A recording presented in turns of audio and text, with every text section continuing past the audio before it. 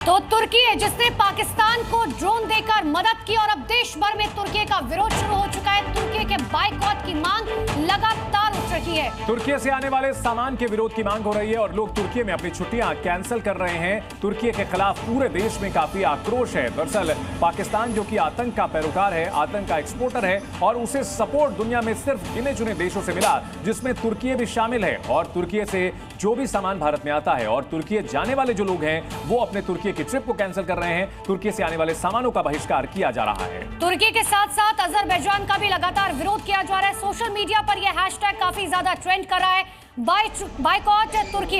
देखिए, लोग साफ तौर पर कह रहे हैं कि हम तुर्की में छुट्टी मनाने नहीं जाएंगे क्योंकि तुर्की ने उस देश का साथ दिया है जो आतंकवाद को पालता पोसता है, हिंदुस्तान की शांति को भंग करने की कोशिश करता है। पाकिस्तान का साथ देने की कोशिश तुर्की की तरफ से की गई और तुर्की के खिलाफ एक्शन किस तरीके से लिया जा रहा है। देखिए, भारत का व्यापारिक बहिष्कार की शुरुआत हो चुकी है। जो सामान आता था उसका विरोध लगातार किया जा रहा है।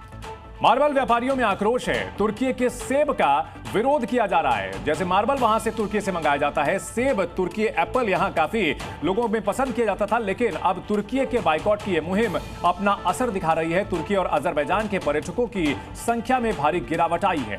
तो इस वक्त की बड़ी खबर आपको बता रहे हैं, लोग अपनी बुकिंग्स कैंसिल कर रहे हैं। 50% से ज्यादा बुकिंग कैंसिल कर दी गई। इस वक्त की सबसे बड़ी खबर आपको बता रहे हैं। इसके अलावा व्यापारी संघ ने देश भर के व्यापारियों से इस बात का आह्वान किया है कि घूमने के लिए तुर्की और अजरबैजान ना जाए और इसका असर देखने को मिल रहा है। रिपोर्ट से बता रही है कि पिछले साल हर भारतीय ने तुर्की घूमने के दौरान औसतन 82,000 रुपए खर्च किए थे। लेकिन तुर्की की ड्रोन वाली साजिश के बाद अब तुर्की जाने वाले लोगों ने टिकट्स कैंसिल करानी शुरू कर दी हैं। टूर एंड ट्रेवल कंपनियों के आंकड़ों के मुताबिक बीते 6 दिन में तुर्की घूमने वाले 50% लोगों ने अपनी बुकिंग कैंसिल कर दी है। इस वक्त ये बड़ी खबर आ रही है और इस बड़ी खबर पर हमारे कई सहयोगी हमारे साथ जुड़ चुके हैं। राजू राज जो कि दिल्ली की मार्बल मार्केट से हैं, ब्रजेश तिवारी दिल्ली की फल मार्केट से हैं, अंकुर त्यागी मुंबई से लाइव हैं, अंकुश डोभाल शिमला से और चंद्रकांत फुंडे पुणे से लाइव हैं, दामोदर प्रसाद जयपुर से, प्रमोद शर्मा विदिशा से लाइव हमारे साथ जुड़े हुए हैं। सबसे पहले राजू, आपके पास आना चाहेंगे, वहां लोग क्या कह रहे हैं तुर्की के सामानों के बहिष्कार को लेकर?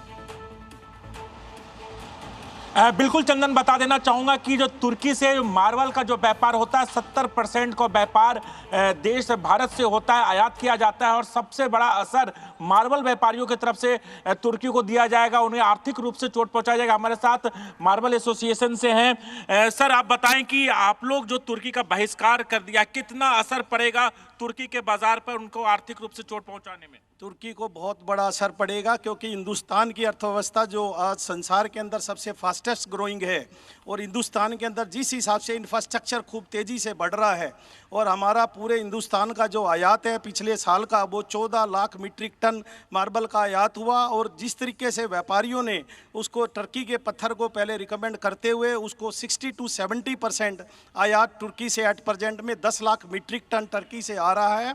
वो हम हिंदुस्तान हमारे भारतीयों की देन है कि टर्की के पत्थर को आयात कितने का व्यापार पूरे साल में टर्की से आप लोग मार्बल के थ्रू करते? कोई 70% हिंदुस्तान में जो मार्बल का इस्तेमाल होता है, टर्की का मार्बल का इस्तेमाल होता है। 2000 से 2,500 करोड़ का ये बिल्कुल 2000 से 2,500 करोड़ का ये बहुत बड़ा आंकड़ा है राजू। लेकिन सिर्फ मार्बल ही नहीं, सेब की भी बात करें तो खास तौर पर राजधानी दिल्ली में जो है वो पहुंचता है। लेकिन एक बार विदिशा का मैं रुख कर लेती हूं, मेरे सहयोगी प्रमोद लगातार मेरे साथ मौजूद है। प्रमोद, विदिशा के लोगों का क्या कुछ कहना है, क्योंकि राजधानी दिल्ली के लोग तो लगातार कह रहे हैं हैशटैग बॉयकॉट टर्की।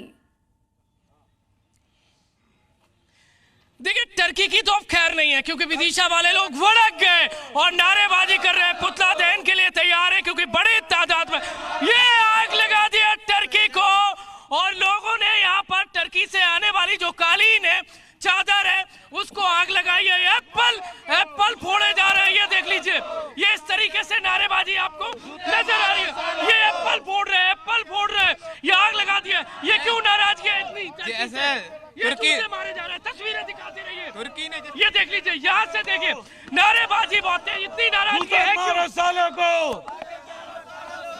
है ये जूते, ये टर्की ने पाकिस्तान के साथ क्या दिया, नाराजगी भारी पैमाने पर है। ये क्या लिखा दिया है, हमने अन्न दिया बदले में दुश्मन को टर्की ने हथियार दिए। आज से 2 साल पहले टर्की के यहाँ भारत में आपदा आई थी, अन्न दिया था और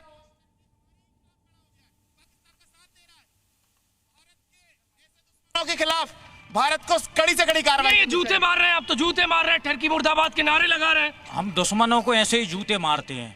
जब 2 साल पहले भूकंप आया टर्की में, तो हमारे देश ने विमान भर भर के राशन की सामग्री भेजी, डॉक्टर्स भेजे और हमारी NDRF की फोर्सेस भेजी। आज क्या हुआ, जब हमारी लड़ाई हुई पाकिस्तान से, दुश्मन को साथ दे दिया। दुश्मन को साथ दे दिया। और दुश्मन को साथ इसलिए नहीं दिया कि वो चादर तक जला दी, चादर तक जला दी। क्या है कि ये तुर्की की इसलिए जला दी। हाँ, इसलिए जला दी। तुर्की से जो सामान आता है, तुर्की का सब सामान जला देंगे क्या? जला देंगे, सब जला देंगे। दो मुँहे सांप है तुर्की, है ना, जिसको पेट्रोल पिला करके आज हमने उसको जला दिया है। वो दूध दहन कर दिया, दहन कर दिया, दहन कर दिया, दूध एप्पल तोड़ दिए। मैं कहना चाहूंगा, भारत का एक नाराज क्यों हो रहा है? भारत का इतिहास रहा है, भारत का हर राष्ट्रभक्त नाराज होगा। हाँ। भारत को यदि छेड़ोगे तो भारत छोड़ने वाला नहीं है।